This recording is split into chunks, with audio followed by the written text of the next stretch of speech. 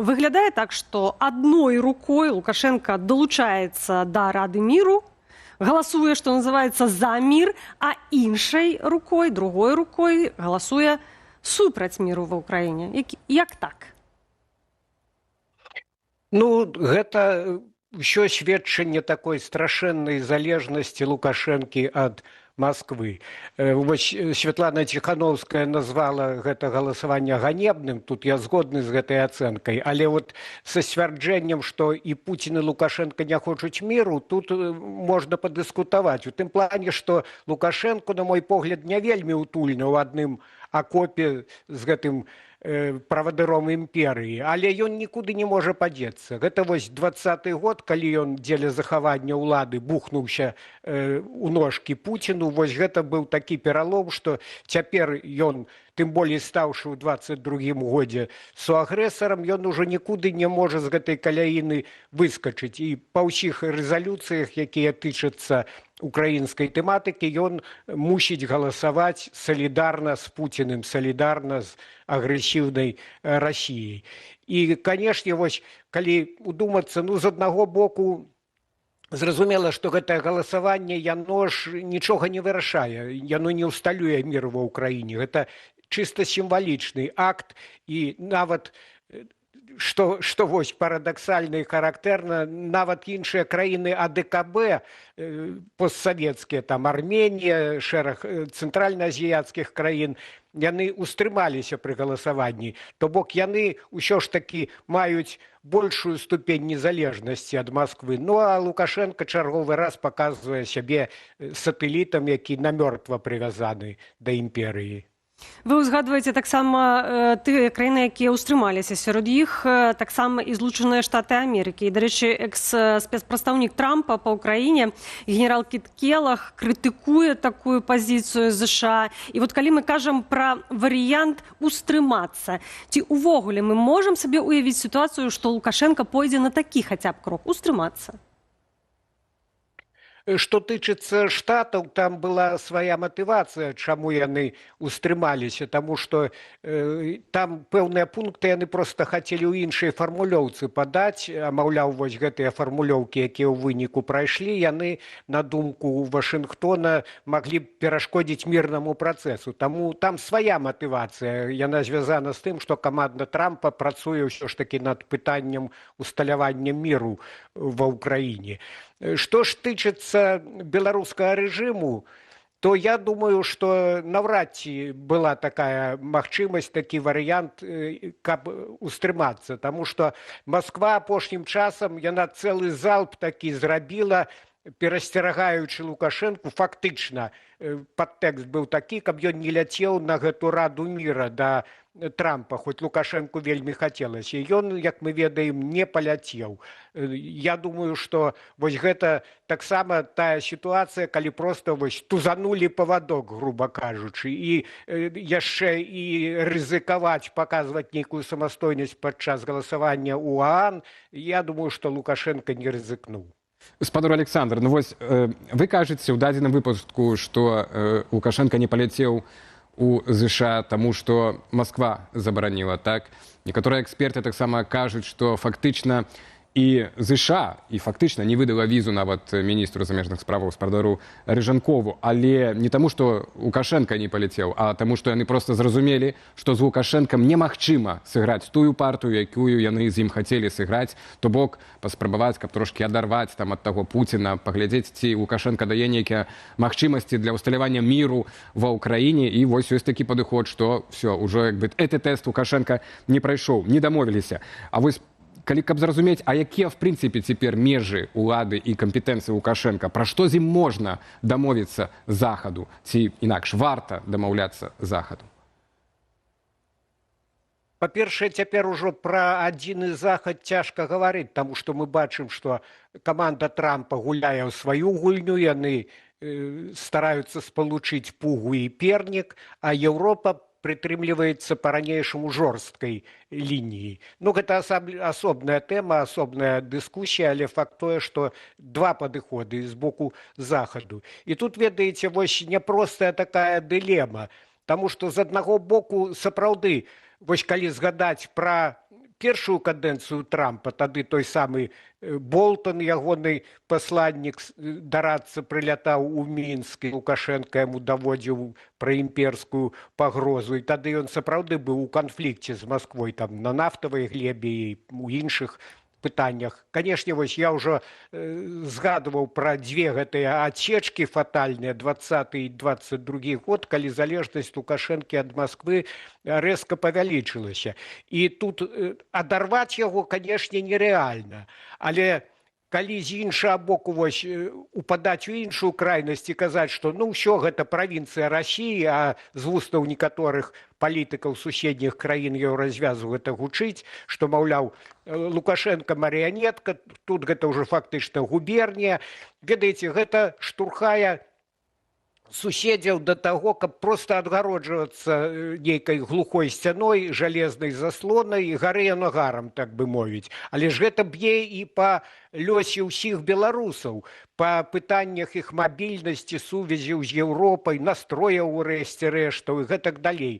І Еўропа нібыта на словах падтрымлівае імкнення дэмакратычных сіл да еўрапейскай Беларусі, а на справе каб павысіць тую ж мабільнасць беларусаў, каб болей віз выдавалі амбасады ці консульствы, то трэба весці і пэўныя перамовы, пэўную гульню, калі хочаце, з беларускімі ўладамі, каб яны там і колькасць людзей у амбасадах, якія займаюцца візавымі пытаннямі, павялічылі і гэтак далей. Так што тут вось варта ўсё ж такі знаходзіць нейкі баланс. З аднаго боку разумець і ступень залежнасці Лукашэнкі ад Масквы, але з іншага боку не перакрэсліваць увогуле Беларусь, не аддаваць яе ў лапы Расіі цалкам. Спадар Александр, вы акурат узгадалі візіт Джона Болтона. Я прапаную зараз перанесціся на 7 гадоў назад, яшчэ ў першую кадэнцыю Дональда Трампа, і да пратэстаў 2020 года адміністрацыя США вяла перамовы з Лукашэнкам у 19-м. У Менск завітаў дарацца Трампа на той момант у нацыянальнай бяспецы Джон Болтон. У нашым інтэрв'ю калегам рэдакцыі «Вот так» спадар Болтон распавёў, якою была ягоная мэта і чаго тады хацелі ўлады США ад рэжыму Беларусі. Давайте паслухаем і вернемся да размовы. Маёй непасрэднай мэтай было паспрабаваць ацаніць Лукашэнку. У той момант прайшло шмат часу з моманту, калі высокапастаўлены амерыканскі чыноўнік меў з ім кантакт. Але дылема, з якой сутыкаецца Захад, палягае на тым, што ў нас ёсць важныя доказы таго, што насельніцтва Беларусі хоча мець прадстаўнічы ўрад. Яны не хочуць цяперашняй формы кіравання. Але калі мы не будзем асцярожнымі, Пуцін не абмяжуецца стрыманым падыходам да рэінтэграцыі Беларусі ў расійскую імперыю. Ён увядзе войскі, і тады гэта будзе канец дэмакратычнаму руху. Таму я хацеў разумець, ці сапраўды Лукашенка так занепакоены ўласным выжываннем, як гэта выглядала. Бо менавіта на тым можна выбудаваць аргумент, што ягонае канчатковае доўгатэрміновае выжыванне палягае на кроках аналагічных, не такіх самых, але падобных да тых, што зрабіў генерал Ярузельскі ў Польшчы, калі зразумеў, што рэжыму надыходзіць канец. Поверьте, я не сцвярджаю, што мы маглі проста паверыць Лукашэнку на слова, але нам трэба было паспрабаваць сфармуляваць меркаванне пра яго, каб вызначыць, як дзеяць далей. І атрымалася так, што мой візіт адбыўся літаральна за дзень да ўшанавання 80-й гадавіны ўварвання Нямецчыны ў Польшчу ў 1939 годзе. І мы зрабілі так. Польскі ўрад зладзіў сустрэчу дарацца ў нацыянальнай бяспецы Украіны, Беларусі, Польшчы і Злучаных Штатаў упершыню і пакуль адзіны раз, калі адбылася такая сустрэча. Сэнс быў у тым, каб сказаць ураду Беларусі: у вас ёсць магчымасць, не ігнаруйце яе. Я не ўпэўнены, што шмат было зроблена для развіцця гэтай ініцыятывы, але, на маю думку, трэба знаходзіць такія магчымасці, каб пачаць працу над беларускім пытаннем. Гаспадар Болтон кажа пра магчымасці для ўраду Лукашэнкі і пра тое, што спрабавалі ацаніць Лукашэнку. Маем 7 гадоў пазней, сітуацыя зусім іншая, але ці можам мы казаць, што вот гэтыя магчымасці цяпер можна абмяркоўваць і разуменне Лукашэнкі ёсць? Канешне, ступень залежнасці ад Масквы рэзка павялічылася. Тады, нагадаю, вось калі прылятаў Болтан, Лукашенко уставаў на дыбкі і адмаўляўся ад так званага паглыблення інтэграцыі, ад дарожных мапаў, якія пагражалі інкарпарацыі Беларусі. Цяпер, безумоўна, у статусе суагрэсара, у статусе ізгоя Лукашенко мае значна меншую палітычную суб'ектнасць. Але я б не казаў, што яна нулявая. Ва ўсякім разе ёсць сведчанні такія закулісныя, што праца паміж камандай Дональда Трампа і Мінскам у пытанні так званай вялікай угоды працягваецца, і мы можам спадзявацца, што неўзабаве выйдуць новыя партыі палітзняволеных. І ўжо гэта мэта апраўдвае сродкі, я думаю, таму што сотні закладнікаў рэжыму, якіх Трамп называе, ўжо выйшлі на волю. Ну, на жаль, дэпартацыя фактычна адбываецца, але ўсё ж такі гэта лепей, чым у турме. І гэты працэс працягваецца. Но ўвогуле будзем сачыць, гэта ў пэўнай ступені эксперымент, тое, што робяць амерыканцы. Я думаю, што еўрапейцы будуць за гэтым сачыць і таксама рабіць тыя ці іншыя высновы для сябе. Ну, раз вы кажаце, што нягледзячы на гэты дэмарш, там невядома з якога боку, да, але з Радай міра дыалог паміж ЗША і Менскам працягваецца, значыць, і гэтыя магчымасці пабыць ярузельскім, пра што казаў Болтан, і гэтая прастора для маневру у Александра Лукашэнкі все-таки ёсць. Такая прастора, каб, напрыклад, у пэўны момант выскачыць, умоўна кажучы, з этой лодкі агрэсара ці суагрэсара, так, у вайне. Ну і гэты выскок можа нам таксама дапаможа неяк палітычны крызіс вырашыць у краіне, так як гэта ўдалося ярузельскаму у Польшчы в канцы 80-х.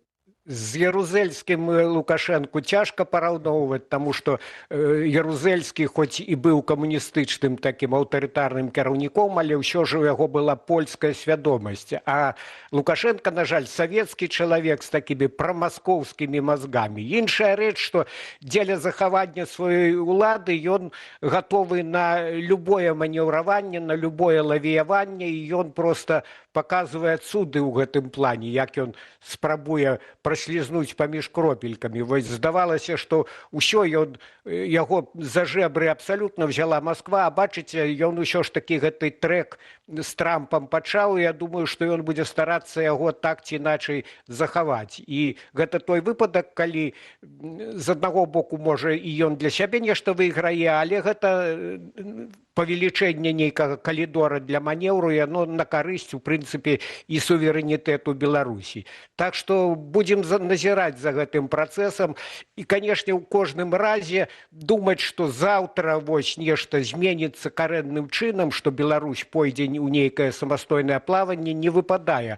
Але ўсё ж рэсурс Расіі пакрысе падточваецца, і той жа Лукашенко ў нейкі момант, калі ён адчуе момант слабасці Расіі, то, канешне, ён будзе старацца адграбаць ад яе падалей. Вы кажаце, савецкі чалавек Лукашенка. І вось гэты савецкі чалавек Лукашенка скіраваўся ў Маскву, каб паўдзельнічаць у паседжанні найвышэйшага дзяржаўнага савету саюзнай дзяржавы.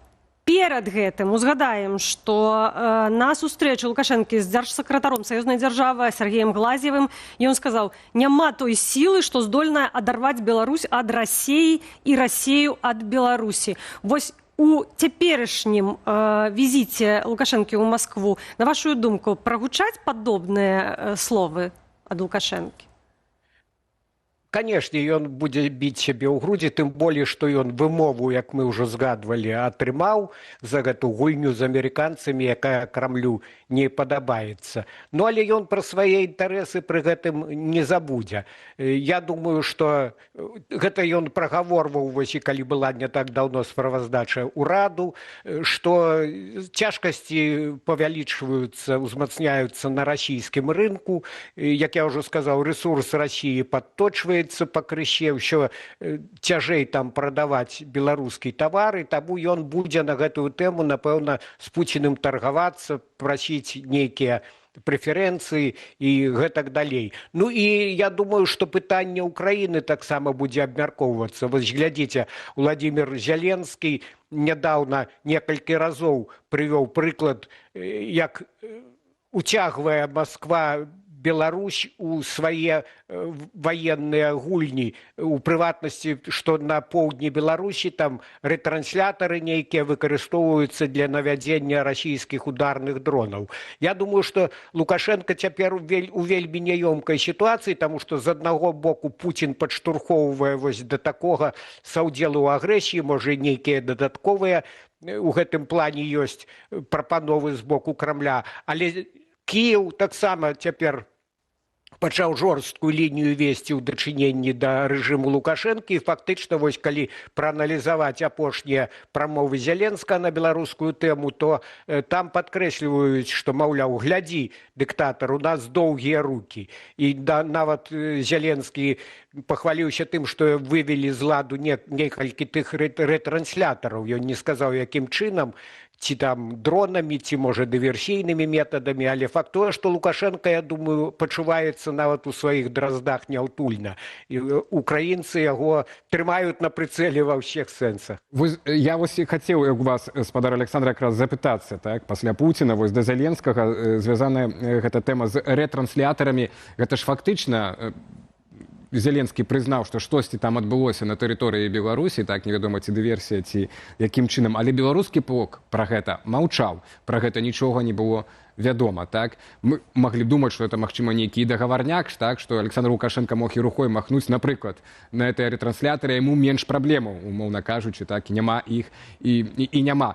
На вашу думку, ці магчымы быў бы такі дагаварняк паміж афіцыйным Кіевам і Менскам, бо фактычна бы тады Лукашенко быў бы схільны ісці насустрач Кіеву ў пэўных пытаннях дзеля ратавання сваёй будучыні. Вось вы казалі пра ўладу, мне яшчэ падумалася і будучыні сваёй сям'і, так, дзяцей там і гэтак далей. Так, безумоўна, вядома, гэта не надта ўтойваецца, што кантакт, ва ўсякім разе, паміж спецслужбамі Украіны і Беларусі ўвесь гэты час падчас шырокамаштабнай вайны падтрымліваецца, і вырашаюцца там пытанні абмену ваеннапалоннымі, целамі загіблых, і вось вываз апошняй па ліку групы, я спадзяюся, што ў прынцыпе не апошняй, палітзняволеных адбыўся менавіта ва Ўкраіну, і там Кірыла Буданаў, тады яшчэ галоўны разведчык, а цяпер кіраўнік офіса Зеленскага, актыўны удзел браў у гэтым працэсе. Так што, я думаю, Лукашенко, тым болей ведаючы яго, што ён і нашым, і вашым, у яго пэўныя планы ўсё ж такі і міратворцам стаць ва ўкраінскім пытанні і паўдзельнічаць у пасляваеннай адбудове Ўкраіны. Таму я думаю, што такога кшталту кантакты і дагаварнякі, яны, нягледзячы на тое, што вось і Москва цісне з аднаго боку, і Кіеў узмацняе, болей жорстка робіць сваю рыторыку. Я думаю, што і гэта вось закулісная частка адносінаў можа мець месца і нават цяпер.